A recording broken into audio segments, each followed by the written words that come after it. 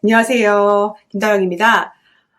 제가 최근에 지자체 관광 공모전에서 몇 차례 심사를 할 경험이 있었거든요. 그래서 올해도 굉장히 이 지자체 관광 관련된 사업이나 아니면 공모전이 굉장히 많을 것 같아요. 그래서 올해 이런 지자체 관광 사업이나 아니면 공모전을 준비하실 분들에게 한 도움이 될 만한 이런 걸 좀 준비하면은 공모전에서 정말 좋은 결과를 받을 수 있다. 한 4가지 정도 포인트를 제가 좀 말씀드리려고 합니다.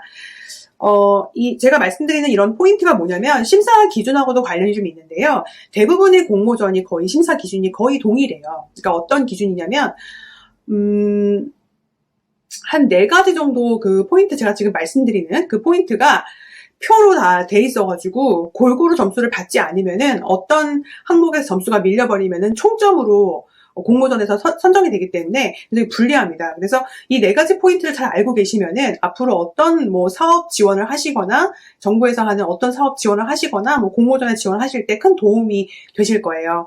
그래서 심사위원의 입장에서 어떤 사람에게 좀 더 좋은 점수를 주는지 4가지 포인트를 좀 말씀드리도록 하겠습니다. 첫 번째 포인트는 이 공모전의 취지를 잘 이해를 해야 된다는 것입니다.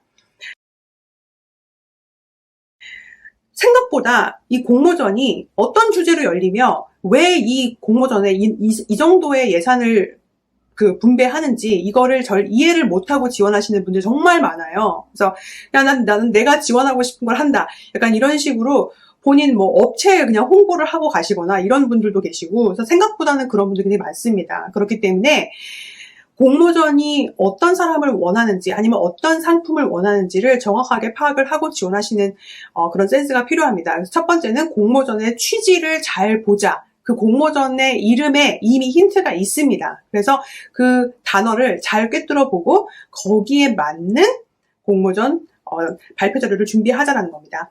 두 번째 포인트는 뭐냐면요. 차별성입니다. 기존의 관광 상품에 비해서 차별성이 있는가? 이거는 본인에게 먼저 물어보셔야 됩니다. 왜냐하면 사람들이 다 가지고 있는 강점이 다르거든요. 그래서 내가 제일 잘하는 것이 그 관광 상품과 맞아떨어졌을 때 차별성을 가지게 됩니다. 예를 들면 제가 어떤 업체라고 말씀드리기 좀 그렇지만 최근에 심사했던 팀 중에 되게 좋은 결과를 가져왔던 팀 중에 그 지역에서 되게 오랫동안 한 가지 제품을 생산하신 그런 공장 관련된 분이 오셨는데 그 공장에서 이미 체험 투어를 하고 계셨대요. 사실은 그런 상품 같은 경우는 남들이 따라하기 되게 어렵거든요. 그래서 나도 뭔가 나만이 제공할 수 있는 뭔가가 있지 않을까라는 걸 먼저 고민해 보시면 좋을 것 같아요. 차별성. 그 다음에 3번째 포인트는 사업 타당성, 그리고 이 사업을 계속할 수 있느냐, 지속 가능성.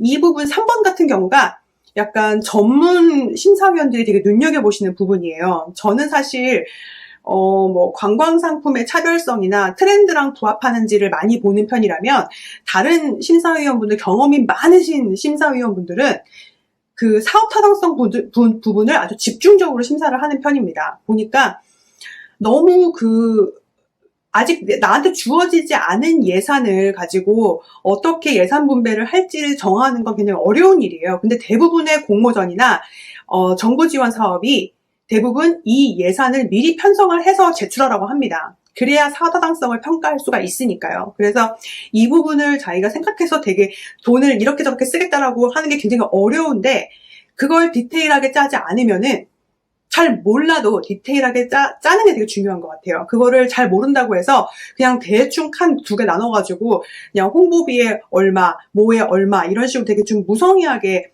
쓰게 되면은 이 사업은 지속할 수가 없을지도 모른다. 그러니까 설득력이 부족한 그런 사업이 되는 겁니다. 그러니까 아무리 좋은 아이템이라도 사업 타당성 부분은 신경을 많이 쓰시는 게 공모전에서 좋은 결과를 받으실 수 있는 비결입니다.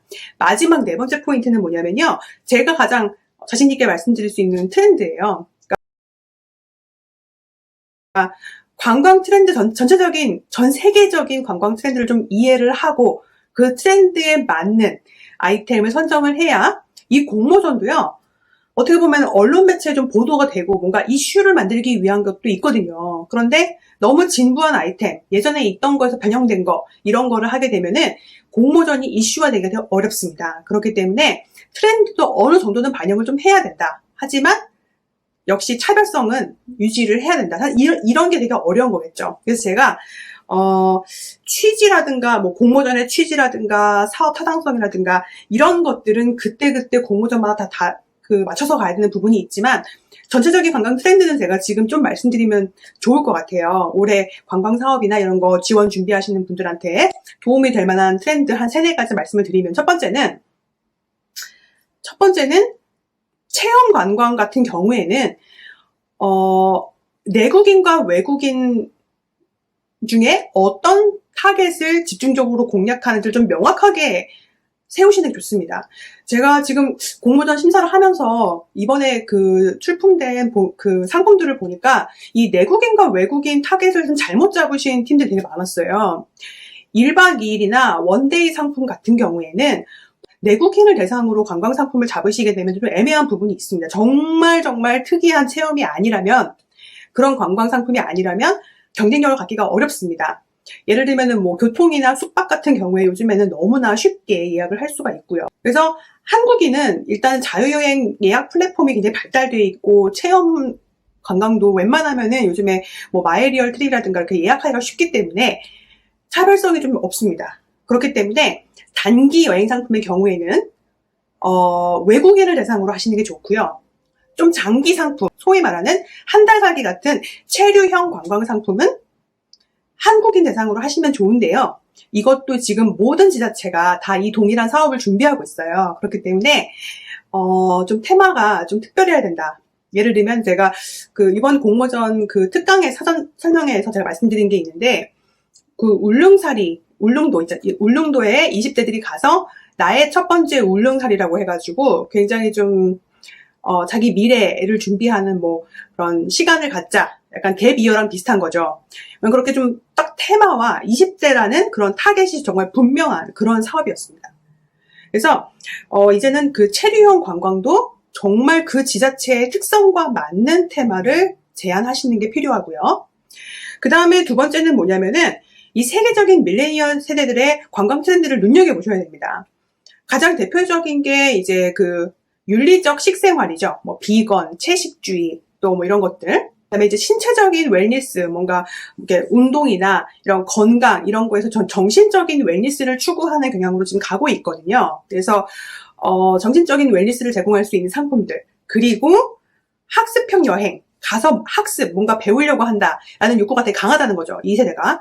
그 다음에 마지막으로 인증샷입니다. 인증샷 같은 경우에는 인증샷이 중심이 된 여행이 굉장히 오래됐어요. 지금 한 몇 년 됐는데 인증샷 트렌드가 변화하고 있다는 거죠. 그렇기 때문에 단순히 어떤 관광지에 가서 내가 여기 왔다라는 증명을 하는 스냅 사진 같은 경우에는 굉장히 좀 식상한 사진이 되고요. 지금 밀레니얼 세대가 원하는 인증샷 같은 경우에는 뭔가 자연스러워 보이는, 연출을 하지 않은 것 같은 그런 사진들이 굉장히 큰 대세입니다. 그래서 우리 일반인이 또 가서 뭔가 사진을 찍을 때 어려운 부분이 뭐냐면 포즈예요. 그래서 이런 포즈를 잡아주는 어플도 있을 정도로 지금은 굉장히 뭔가 자연스러워 보이면서도 뭔가 인플루언서의 느낌을 낼 수 있는 그런 여행 사진을 원한다는 거죠. 그래서 이런 것들을 좀 도입해서 이런 것들을 원하는구나, 그런 것들을 잘 이해하셔서 상품을 짜시면 정말 좋은 관광 상품이 나올 것 같습니다. 오늘 제가 4가지 심사 포인트를 좀 말씀을 드렸어요. 첫 번째는 공모전 취지를 이해하자. 두 번째는 차별성, 나만 할 수 있는 걸 생각해보자. 세 번째는 사업 타당성, 이 부분을 굉장히 디테일하게 잡아야 된다. 마지막으로 트렌드, 최근의 트렌드를 좀 이해하고 조금은 이슈가 될 수 있는 요소를 공모전 아이템에 넣어야 된다. 이거를 제가 말씀드렸습니다. 다음에도 더 유익한 소식으로 찾아뵙겠습니다. 감사합니다.